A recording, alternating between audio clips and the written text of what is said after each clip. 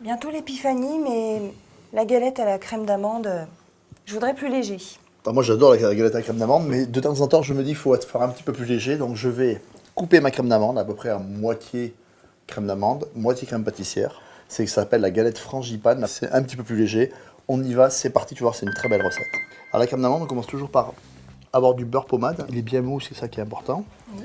Et on va rajouter le sucre. On va mélanger à la feuille, d'accord? Alors on peut faire ça à la main si tu veux.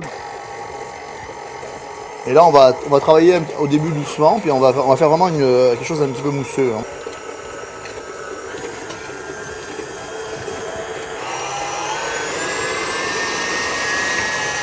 Voilà, c'est impeccable, tu as vraiment une consistance pommade. On ralentit et on va rajouter.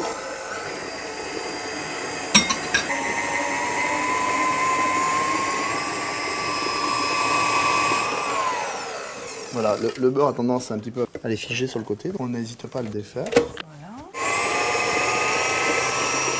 Et ici, on va rajouter la poudre d'amande. D'accord.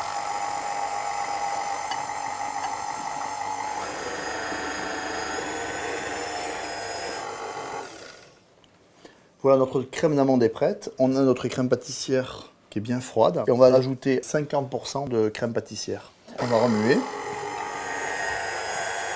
On remue bien pour bien émulsionner, pour avoir une crème bien lisse. Notre frangipane est terminée, tu vois, elle est bien lisse. Tu peux la parfumer, mettre un tout petit peu d'alcool à ton goût, etc. Maintenant, on va garnir notre galette des rois. Et tu vas mettre la crème Au centre, et on va l'étaler jusqu'à 2-3 cm du bord pour pouvoir sceller correctement les deux pâtes. Voilà. et surtout ne pas oublier la fève. Non. On va la mettre ici. Voilà. Ok. On va dorer la partie extérieure de la pâte. De l'œuf entier, du sel. Hein. Voilà. On va mettre le chapeau. Délicatement, il faut être à deux pour faire ça. On va le dépasser un petit peu. Et ici, je vais glisser dessous là. Le fait de le rabattre, ça permet d'être sûr que la crème ne sortira pas. On va dorer la galette. Et là, on va chiqueter, on va faire des doubles bandes un peu. Ici. On va faire la même chose ici. Voilà, tu vois, c'est tout simple. Et maintenant, dans chaque losange, on va faire un petit trou ici, comme une cheminée, pour laisser l'air s'échapper pendant la cuisson et que ça ne fasse pas une montgolfière. Il nous reste vraiment à la cuire maintenant, 170 degrés, et il faut savoir que c'est très très long à cuire. On les cuise souvent, les gens les cuisent trop chaud, à 180-190, ils disent « Ah, c'est cuit », en fait, la pâte feuilletée n'est pas assez cuite. Donc, four pas trop chaud, 170-175 degrés, pendant 45 minutes à 1 heure. Notre galette des rois est prête.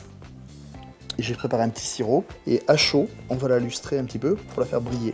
C'est un sirop sucré eau un petit peu cuit. La chaleur de la galette va faire évaporer l'eau et on va avoir quelque chose de très très brillant ici. Il ne nous reste plus qu'à la déguster. C'est assez rapide pour finir. Oui. Et c'est surtout très économique et c'est surtout, on les fait à son goût. On est très fiers en disant c'est moi qui l'ai fait.